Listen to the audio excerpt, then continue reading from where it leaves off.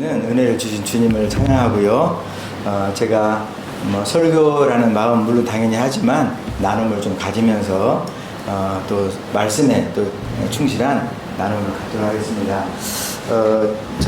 저와 저의 가족을 먼저 소개해 드리는 것이 예의일 것 같아서 사진 먼저 한번 띄워주시면 감사하겠습니다. 금년 1월 6일이었으니까 아직 4개월도 지나지 않은 딱딱한 사진인데, 이제 제일 왼쪽에 저죠. 그리고 이제 딸과 사위 2년 전, 아직 2주년이 안 됐고 2달 지난 뒤에, 그리고 이제 아들과 며느리가 결혼한 지 이제 2년하고 한 4개월, 2022년 1월에 했으니까 작년 재밌는 게 둘 결혼 기념일이 1월 8일이에요. 근데 작년 1월 8일 날 얘가 태어났어요. 결혼 기념일에 태어났기 때문에 평생 결혼 기념일을 챙기기보다는 아들의 생일을 챙겨야 되는, 그래서 엄마 아빠 뭐에 떨보? 라고 말하는 손주, 얘가 태어남으로 저희 부부가 갑자기 할머니 할아버지가 되었습니다. 아내가 있어가지고 이렇게 7명이 이제 직계 가족이라고 볼 수 있고, 어머님이 계셔요. 저희 어머님이 전주에 계시는데, 금년에는 이제 한국 나라는 90이고 보통 90이라고 생각해서 금년 7월 달에 90의 생신을 차례 이렇게 드리기로 했는데, 이렇게 해서 제 가족입니다. 제가 오늘 처음으로 브릿지교회에 와서 말씀도 나누고 예배를 참여하게 되었는데, 첫 번째 드는 생각은 뭐였냐면, 우리 서연이, 교연이, 또 이름이 태연이 보면서 한편으로는 부럽기도 했고 한편으로는 불쌍하기도 했어요. 왜냐하면 20여 년 전에 저희가 이제 베트남에서 사역하다가 지금 쫓겨났습니다. 근데 이제 선교사를 유지하고 싶어서 한국에 들어갈 수는 없어서 싱가포르에서 갑자기 시작한 안신을 하게 되었는데, 이제 아침 8시 반 정도 싱가포르 로컬 처치가 예배가 있어요. 선데이 서비스가. 그리고 이제 한인교회는 11시인가 있어가지고 저는 당연하게 바로 또 앞에 로컬 처치가 있어요. 그래서 온 가족이 다 가서 영어로 싱글리시로 예배에 참석하고, 그리고 이제 또 한인교회 가서 참여했는데, 하루는 저희 딸이 와가지고 심각한 얼굴로 엄마 아빠 교회 하나만 다니면 안 돼? 하나님은 꼭 예배를 두 언어로 받으셔야 돼? 베트남에서도 베트남 교회도 가고 한국 한인교회도 가고 막 이러니까 이제 조금 주일날만큼이라도 쉬고 싶었나 봐요. 그래서 저희가 허락을 했습니다. 그래서 지금 생각해 보니까, 근데 그렇게 허락하라는 말씀은 아니고요. 엄마 아빠를 돕는 것이 정말 하나님의 가장 크게 기뻐하시는 일입니다. 오늘 처음 만났지만 우리 서연이, 재연이, 규현이, 태연이를 보면서 불쌍하다는 생각도 물론 있지만 정말 대견한다는 생각이 들었어요. 그러니까 엄마 아빠가 허락할 때까지는 이렇게 예배를 돕고 참여하는 것이 하나님의 뜻이라 생각하니까 행여라도 마음속에 교회 예배 하나만 드려지라는 생각하지 마시고 정말 주님 앞에 이렇게 너무 가족끼리 예배 드리는 게 정말 너무 좋은 일이에요. 제가 마음속에 늘 생각하는 어떤 모토 중에 하나가 가정 같은 교회, 교회 같은 가정 그러는데, 정말 가족 같은 교회잖아요. 그래서 저는 오늘 이 브릿지교회 예배가 아마도 제 평생에 잊혀지지 않는 예배가 되리라고 생각합니다. 그리고 우리 또 이 일에 무엇보다도 정말 함께 참여한 우리 천은정 선교사님, 또 우리 김익만 목사님, 이 두 분을 보면서 자, 오늘 여기서 예배 드리기에 너무 잘했다는 생각이 막 들었어요. 제가 지난 화요일 날 오후에 캄보디아를 출발해서 하룻밤 방콕에서 자고, 그리고 이제 수요일 아침부터 오늘 아침까지 짧은 5일 정도에 5개 나라를 지금 경유 포함해서 캄보디아 출발해서 태국, 카타르 오만, 카타르 그 수도가 도하더라고, 도하. 거기서 경유를 하고, 또 터키 이스탄불 또 경유를 하고, 어제 같은 경우도 목적지는 키르기스탄이었는데 키르기스탄 비슈케 출발을 해서 이른 새벽에 출발해서 아침 8시 반인가 이스탄불에 도착을 했어요. 그리고 이제 방콕으로 출발하는 비행기가 2시 몇 분이었기 때문에 한 5시간을 체류하면서 거기 또 오늘처럼 이렇게 화장실에 세면을 하고 하면서 나그네로서 삶을 살아가고 있는데, 나그네로 살아간다는 게 너무 불편한 게 아니라 저는 오히려 감사하더라고요. 제가 이제 금년으로 저하고 저희 아내하고 동갑내기, 아까 잠깐 가족 얘기할 때 그 얘기 못했는데, 주님께서 어떻게 엮어주셨냐면, 저희 부부가 64년생 동갑내기거든요. 그런데 아들이 91년생. 그런데 며느리를 동갑내기로 또 데리고 온 거예요. 그런데 딸마저도 92년생 또 동갑내기를 데려와가지고 저희가 잊혀지지 않는 세 커플이 전부 다 같은 동갑인 거예요. 야, 아까 말처럼 뭐 아들 결혼 기념일날 손주가 태어나고 이렇게 해가지고 저희 가족은 좀 희한한 가족입니다. 모이면 열심히 싸우는 것 같지만 또 가족끼리 게임도 하고 막 해가지고 결혼하기 전에는 막 그러더라고요. 엄마 아빠 우리가 또 결혼하면 잘 못 볼 수 있으니까 하면서 막 강화도에 가가지고 1박 2일 또 하고 이렇게 해서 제가 생각하니까 정말 주님 모실 때 이 땅에 있는 모든 것들은 다 사실 사라지잖아요. 우리 잘 아는 것처럼. 그러나 사라지지 않고 정말 주님과 더불어 오히려 합류하는 그런 영원한 제도가 또 두 가지더라고요. 그게 바로 가족과 교회라는 일종의 제도입니다. 주님이 오시면 큰 가족이 되는 거죠. 그리고 그 큰 가족이 바로 우리가 알고 있는 천상교회. 그렇기 때문에 이 가족과 교회라는 두 일종의 제도, 두 개념은 지금부터 주님 오시는 그날까지, 뭐 영원이라는 그 순간까지 지속되는 관계이기 때문에 우리 이 안에 있는 8명이 한 가족이면서 교회거든요. 주님께서 여기에 함께 계시는 거거든요. 저는 주님의 많은 말씀 가운데 정말 영원히 잊지 않으시는 말씀은 두세 명이 내 이름으로 모여서 함께하는 곳에 나도 들고 함께 있느니라. 그러면서 그 가족에게, 그 교회에게 천국 열쇠를 주고 가셨어요. 그러니까 저희는 더 이상 어떤 정말 숫자적인 개념이나 건물적인 개념이나 그런 교회를 꿈꾸는 것이 아니라, 물론 숫자가 많으면 좋은 점도 있긴 있어요. 그러나 숫자가 많아짐으로써 잃게 되는 것도 있습니다. 저는 오늘 우리 김옥현 성도님도 처음 뵀지만 정말 이 교회에 1호 교인들을 제가 얼만큼 축구하고 싶으니 마음에 저도 할 수만 있으면 여기 머무르고 매주일 오고 싶은데 그럴 수 없는 거잖아요. 그러니까 참 이렇게 매주일 출석할 수 있는 특권을 받은 우리 김옥현 성도, 더군다나 제 1호 수료생에 드신 것을 제가 마음으로나마 정말 축하드립니다. 제가 오늘 이제 캄보디아에 대한 얘기도 많이 들을 텐데 한 20분 정도 같이 나눌 큰 주제의 흐름은 사실은 역사입니다. 역사와 민족 두 가지를 말씀을 드릴 텐데, 사례를 들어서 태국 이야기도 하고 베트남 이야기도 하고 캄보디아 이야기도 할 텐데, 먼저 준비된 동영상을 좀 잠시 나누도록 하겠습니다. 2분짜리 짧은 동영상인데 작년 12월에 있었던 우리 김인만 목사님도 참석했었던 동영상입니다.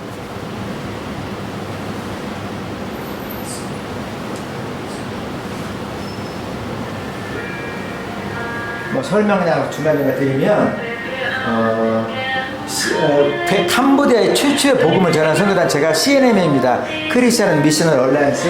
캄보디아 필리드 디렉터, 캄보디아 목사님들, 제 제자 겸 동역자, 캄보디아 복음방송 첫 번째 시작한 여사, 그래서 저희가 뒤에 있고, 캄보디아 장로 신학교 김조 총장님도 오셨고, 캄보디아 교회를 대표해서 목사님도 오셨고, 제 제자하면서 의사, 이제 병원 원장이죠. 이렇게 해서 이제 한 건물을 축하하는 일종의 오프닝 세레모니를 하고 있는 겁니다.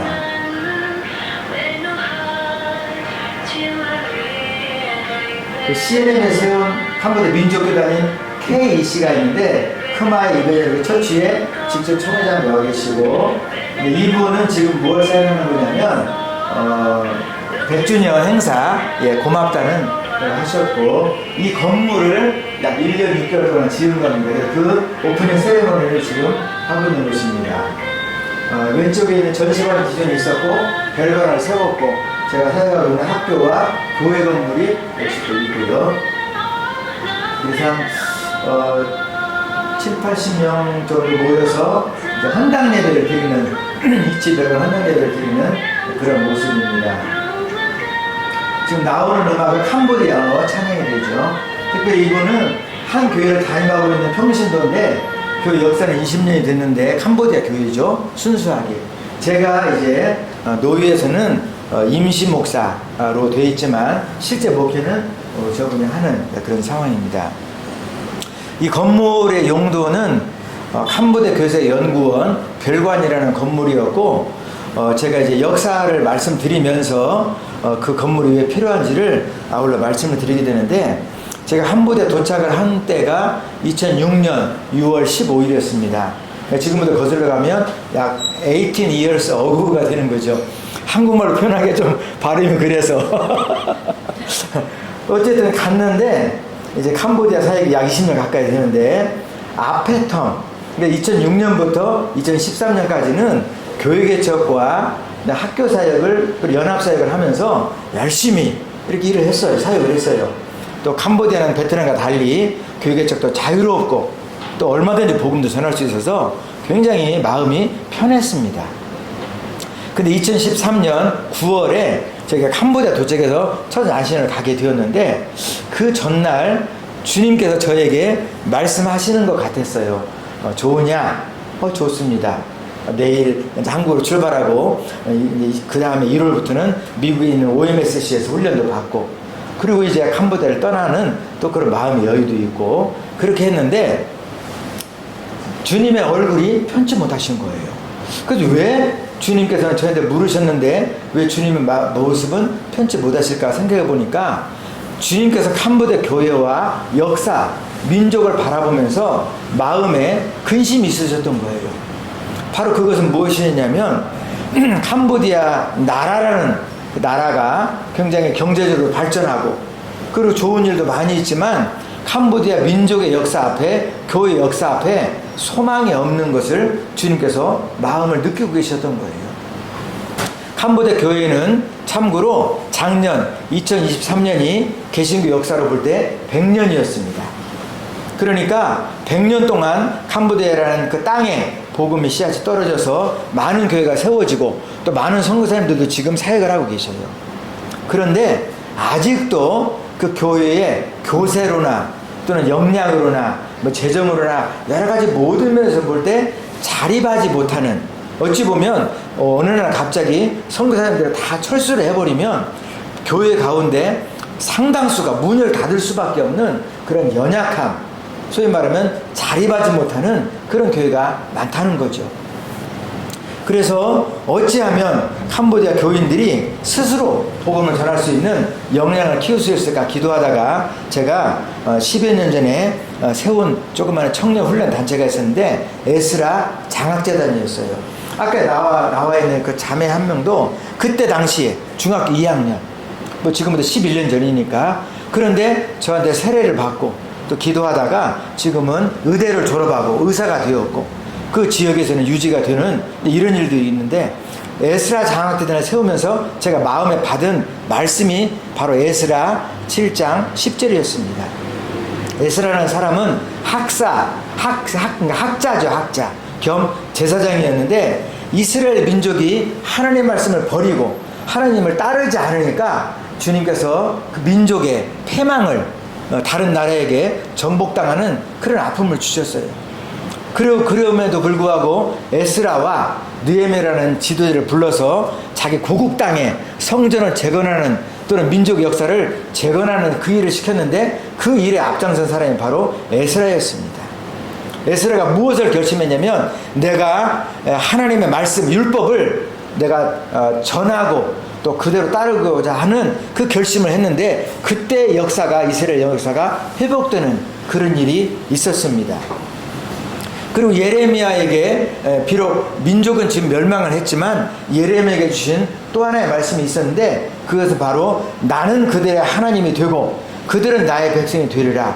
이 말씀을 예레미야에게 주셔서 예레미야가 이스라엘 민족에 전했습니다. 그러니까 이스라엘 사람들은 우리나라는 절대 망하지 않을 거야 그 생각을 하고 있었지만 실제 망했거든요. 왜 망했는지, 앞으로 하나님 우리가 어떻게 들어 쓰실 건지를 바로 전한 말씀이 바로 그 말씀이었습니다.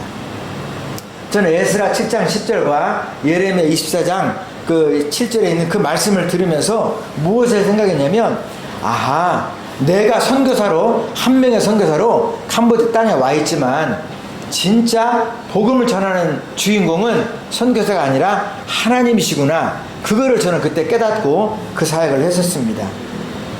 그리고 그 사역을 해가지고 지금 여러 명의 청년들을 길러서 그 청년들이 지금 민족 지도자가 되고 교회 지도자가 되고 이렇게 하고 있는데, 저는 그러면서 한 가지 알게 된 것이 있었어요. 바로 역사가 얼마나 중요한 것인지를 알게 되었습니다.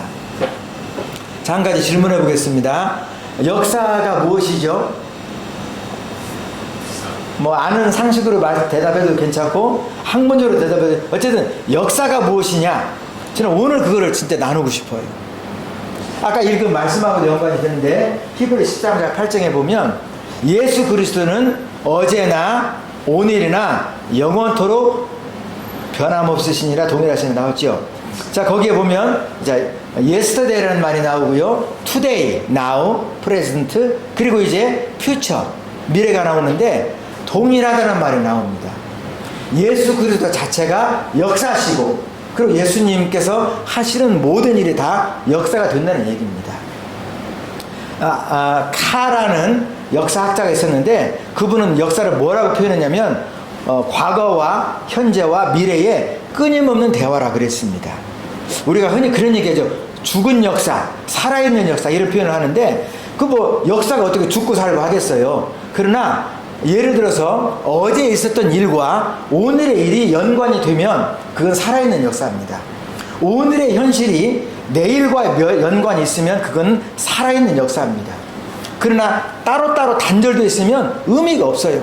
그죠? 우리가 역사하면 연도를 외워야 되고 사람 이름을 외워야 되는데 그거는 단편적인 역사를 말하는 거고요. 정말 살아있는 역사는 그것이 서로 엮일 때, 영향을 주고받을 때 살아있는 역사라고 말하는데, 그 학자는 그렇게 표현한 겁니다. 우리가 알고 있는 과거가 지금 나와 무슨 연관이 있는가, 지금 내가 오늘 살아가고 있는 이 오늘이 내일과 무슨 연관이 있을까, 그거를 생각한다면 그 사람은 바로 진정한 살아있는 역사를 만들 수 있는 그런 원동력이 있는 것입니다. 제가 아까 저희 가족이 20년 전 이야기를 하고 저희가 지금 선교지로 나온 지 31년 됐는데 지금도 그 일들이 생생하거든요. 파송 예배, 뭐 베트남에서 쫓겨났을 때, 뭐 IMF 때문에 힘들었을 때, 그리고 캄보디아 왔을 때, 그 역사들이 살아 움직이는 그거를 저는 캄보디아 선교에 적용을 했어요. 왜 그 역사라는 걸 제가 선교사에게 적용을 했냐면, 캄보디아 상황을 제가 쭉 보니까 아까 말씀드렸잖아요. 사람들도 착하고 얼굴에 미소도 띄고 있고 뭐 그래도 먹고 살 만한 분들도 많이 있어요. 근데 그분들의 머릿속에, 그분들의 개념 속에, 생각 속에 역사의식이 거의 없는 거예요. 예를 들어서 교인들에게 또는 신학생들에게 캄보디아에 몇 년도에 또는 누가 가장 먼저 복음을 전했습니까? 첫 선교사가 누구십니까? 알지를 못해요. 배우지 못했으니까. 캄보디아 일반 커리큘럼에도, 중고등학교나 대학 커리큘럼에도 크메르 히스토리, 뭐 아시아 히스토리, 월드 히스토리 가르치는 일도 없고 배우지도 못해요. 왜 그런가 제가 생각해 보니까 캄보디아 역사가 배울 만한 역사가 별로 없고 늘 억울한 역사, 암울의 역사, 사람 죽는 역사. 여러분들 킬링필드라는 말 들어보셨죠? 서양에 마치 나치 대학살이 있었다면 동양에서는 킬링필드 바로 캄보디아거든요. 1975년부터 79년 짧은 3년 사이에 한 정권 지도자가 일어나가지고 그 당시 인구 600만, 700만 되는 인구 중에서 200만 명을, 그러니까 3분의 1 정도를 잡아 죽이거나 고문을 하거나 실종되었거나. 그래서 지금도 인구 피라미드를 보면 그 지금 50대, 60대가 아주 잘록해요. 이렇게 많이 죽어서. 그 일을 겪고 난 캄보디아 교회 또는 캄보디아 지금 세대에서는 역사라는 것은 배울 필요가 없구나. 역사라는 아주 안 좋은 것이구나. 이런 생각을 하다 보니까 신학교에 가도 처치 히스토리가 없고 일반 학교에 가서도 역사를 배우지 못하는 그런 현실이 제 눈에 드러난 거예요. 그거를 주님은 저에게 말씀하신 거예요. 어떻게 역사를 모르는데 교회 부흥을 읽을 수 있겠느냐? 어떻게 역사를 모르는데 그 민족의 지도자가 될 수가 있겠느냐? 이걸 저에게 말씀하신 거예요. 제가 주님 저는 역사 전공 아닙니다 이런 변명을 할 수가 없을 정도로, 그래서 8년 전에 조그맣게 캄보디아 그 역사에 연관된 사진들을 이제 수집을 해서 전시관을 만들고, 그러나 전시는 할 수 있었는데 무엇을 못했냐면 훈련을 할 수가 없었어요. 공간이 없으니까. 그래서 불이 나게 땅을 좀 사고 건물을 완성해서 별관에다가 이제 박물관도 만들고 훈련할 수 있는 시설도 만들어서 이제 짧지만 우리 김인만 선교사님도 태국 교회사를 강의하면서 캄보디아 교회사와 함께 이렇게 비교를 해주셨습니다. 저는 지난 31년의 사역 가운데 베트남에서도 많은 사역을 사실 했고 캄보디아에서도 여러 사역을 했지만 지금도 잊혀지지 않고 또는 잊을 수가 없는 사역이 바로 이 캄보디아 교회사연구원 훈련 사역입니다. 작년 11월 첫 주부터 4명의 훈련생 풀타임으로 돌아와서 매주 금요일마다 훈련을 하고, 지난달에는 그 4명의 훈련생과 저희 부부가 싱가포르에 가서 싱가포르 처치 히스토리, 그 다음에 싱가포르 내셔널 히스토리를 또 이렇게 배우면서 단순하게 한두 사람이 예수를 믿고 안 믿고 그 정도가 아니라 민족이 부흥할 수도 있고 부흥하지 못할 수도 있고 그런 길목에 서 있다는 것을 제가 간접적으로 또 가르치고 훈련을 하고, 또 거기에서도 태국교회도 방문하고 싱가포르 교회도 방문하고 한인교회도 방문하고 신학교도 방문하고 이렇게 하면서 여러 가지 견문을 넓히고 있는 중입니다. 제가 이렇게 한번 비유를 한번 들어보겠습니다. 비유를 들기 전에 한 구절만 한 번 더 찾아 읽도록 하겠습니다. 요한계시록에 있죠. 요한계시록 제일 마지막 장, 요한계시록 22장 1절 2절 두 절을 같이 한번 읽고 나서 마무리하도록 그렇게 하겠습니다. 요한이 쓴 그 성경 가운데 제일 마지막이죠. 요한계시록 22장 1절과 2절입니다.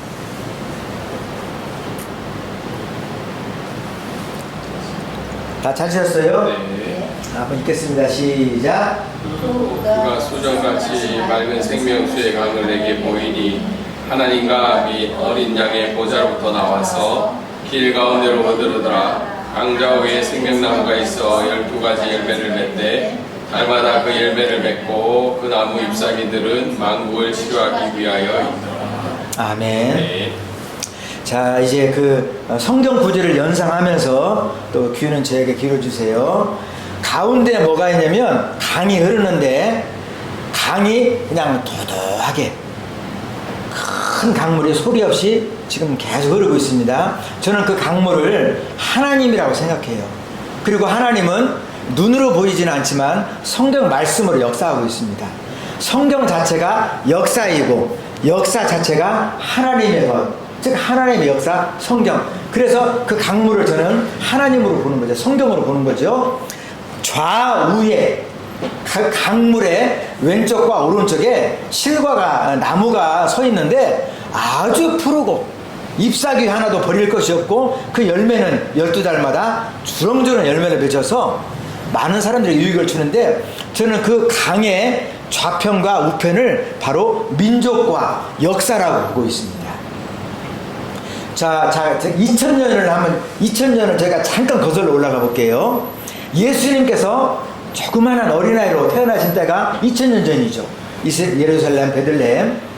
그런데 그 2000년 지나는 동안 우리가 살고 있는 지금 태국이나 캄보디아나 베트남이나 한국에 수많은 민족과 역사가 태어났다가 없어지기도 하고, 물론 그 전에도 그랬지만 그 2000년 동안 예를 들어서 팔레스타인 민족, 블레셋이라 불리는 민족이 구약의 팔레스타인하고 지금의 블레셋과 전혀 관계가 없습니다.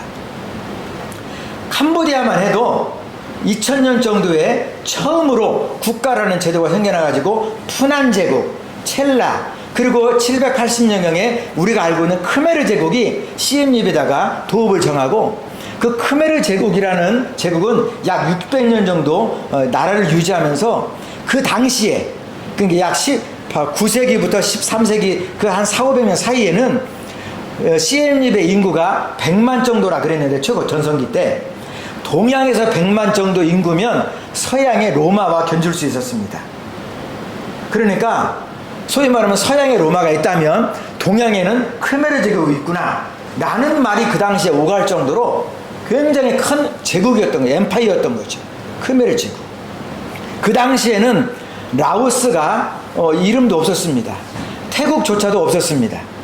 베트남은 대월제국이라고 하노이 쪽에 조그마한 도시국가였습니다. 말레이시아 뭐 이렇게 해가지고 어쨌든 그 지역에서 불과 600년 전만 해도 그 동남아 지역에서는 가장 큰 제국이 크메르 제국이었습니다. 수도였던 시엠립은 왜 이름을 시엠리라고 지었냐면 시암, 태국을 말하는 거거든요. 립, 무릎을 꿇게 하다. 그러니까 태국 정도는 이렇게 거느릴 수 있는 그런 제국이라는 뜻을 갖고 있는 아주 큰 제국이었어요. 제가 캄보디아 교회 역사를 이야기하고 캄보디아 교회 자립을 이야기할 때 꼭 쓰는 샘플입니다. 그러면 그 크메르 제국의 캄보디아인들과 지금 캄보디아 왕국의 캄보디아인들이 서로 다른 종족이냐? 그렇지 않아요. 아직도 캄보디아 인구 1700만 명 가운데 1600만 명 정도가, 즉 90% 이상이 크메르인입니다. 물론 차이니스, 베트나미스 여러 또 마운틴 소수 종족들이 있지만 메조리티는 여전히 크메르인이에요. 그런데 심각한 일이 발생했어요. 1432년, 지금부터 정확히 600년 전 무슨 일이 일어났냐면 아유타야 제국, 제국은 그 조그맣게 시작된 수코타이, 소위 말하면 태국의 그 이제 조상이라고 볼 수 있는 그 제국도 일어나면서 이제 가장 없어져야 될 자신들의 이제 어떤 대적으로 생각했던 나라가 바로 크메르였습니다. 처음에 한두 번 쳐들어왔을 때는 크메르 제국이 물리쳤지요. 그러니까 이름도 시엠립이었습니다. 그런데 어쨌든 결론적으로는 크메르 제국이 지구에서 사라지는 거예요. 그래서 1432년부터 1700년, 약 300년 동안 그 많던 인구, 그 많던 도시 문화, 엄청난 영향력, 이런 것들이 정말 하루아침에 사라져버리면서 오랄, 전설로 전하는 어떤 무슨 꿈에나 있을 법한 이야기로 내려져 온 거예요. 우리가 잘 아는 것처럼 18세기에 프랑스가 이제 이 태국과 미얀마 쪽을 영국에게 지금 양보 내지는 하고 인도차는 세 나라, 라오스, 베트남, 캄보디아를 식민 정치화하기 위해서 왔던 사람 중에 한 명이 앙리 무어였습니다. 이 앙리 무어가 이제 원래는 문화 정탐가거든요. 연구학자. 원래 뿌리는 영국인데 국적은 프랑스였습니다. 근데 이분이 이제 도착을 해서 식민지 정탐을 위한 자료를 제공하기 위해서 여러 지역을 가보는데 시엠립이라는 지역에 가보니까 어떤 전설을 얘기하는 거예요. 아, 우리 조상이 몇백 년 전에 큰 제국을 세우고, 근데 믿을 수가 없었고 딱 얘기를 들어보니까 불가사의한 일이에요. 그럼에도 불구하고 이 앙리 무어의 생각 가운데 전혀 근거 없는 말은 아니다 싶어서 정말 울창한 숲을 헤치고 그 현지인과 함께 몇 달 며칠을 걸어서 갔습니다. 시엠립 도시와 앙코르지구 조금 거리는, 정말 어느 날 갑자기 낯을 이렇게 자기 눈앞에 엄청난 유적이 발견된 거예요. 앙리 무어가 3일 동안 말을 못했다는 기록이 있습니다. 마치 세례 요한이 낳을 수 없는 아들을 낳아가지고 입을 이렇게 버무려야 되는 거지. 그렇게 썼대요. 나는 내가 지금 눈으로 보고 있는 이 역사적 유물을 믿을 수가 없다. 그게 바로 우리가 말하는 앙코르왓입니다. 지금이야 정비가 돼 있고 이렇게 관광을 할 수 있지만 그 당시에는 온갖 수풀에 가려져 가지고 아마 돌이 아니었다면 벌써 없어졌겠죠. 그러나 돌이니까 남아있죠. 저는 지금 무엇을 말씀드리고 싶냐면 역사 앞에 돌과 나무는 도구에 불과합니다. 왜 그 강했던 크메르 제국이 지금은 없어졌을까? 지금은 전 세계에서 원조받은 나라로 전락했을까? 저는 바로 하나님이 쓰시는 민족은 그 무슨 일이 있어도 생명이 있는데, 이스라엘 정말 나라 없이 수십 년을 살았잖아. 수백 년을. 지금 비록 이스라엘이 완전히 주님께 돌아오지 않아서 이스라엘의 개신교율이 참 낮긴 해요. 그럼에도 불구하고 이스라엘 개신교가 성장하고 있고, 주님 말씀대로 이스라엘 민족이 주님께 돌아오는 그날 정말 주님께 다시 오실 거라는 말씀이 있는데, 하나님이 쓰시는 민족과 하나님이 쓰시는 역사는 변치 않습니다. 저는 태국에 대해서도 이렇게 여러 정보를 얻고 기도했을 때 정말 하나님께서 태국의 민족과 역사를 쓰시기 위해서 우리 김익만 선교사님을 보내지 않으셨나, 저는 그렇게 생각을 해요. 제가 지금부터 아까 말씀드린 에스라 장학재단 청년들을 이끌고 태국을 방문하는 때 벌써 7, 8년 됐죠. 태국 교회사를 누가 좀 강해질 수 있을까 물어봤는데 다 김민호 선교사님께서 신학교에서 태국 교회사를 강해오고 있습니다. 이 분야에 적합합니다. 그때 제가 처음 만났어요. 저는 태국에 수백 명의 선교사 있어도 그분들을 잘 모르지만 우리 김민호 선교사를 보면서 주님께서 뽑으신 분이구나. 그러니까 또 우리 천선교사님이 계시고 우리 3명의 자녀가 이렇게 있는 겁니다. 저는 태국의 민족의 역사, 태국의 어떤 모든 것들이 하나님의 손에 있다고 생각해요. 진정 태국교회가 부흥을 하고 세계선교에 동참하도록 태국 민족성, 그 다음에 어떤 자립, 그 다음에 정말 능동적인 복음 증거, 그런 것들을 어떻게 할 수 있냐면 바로 민족성을 깨워야 되거든요.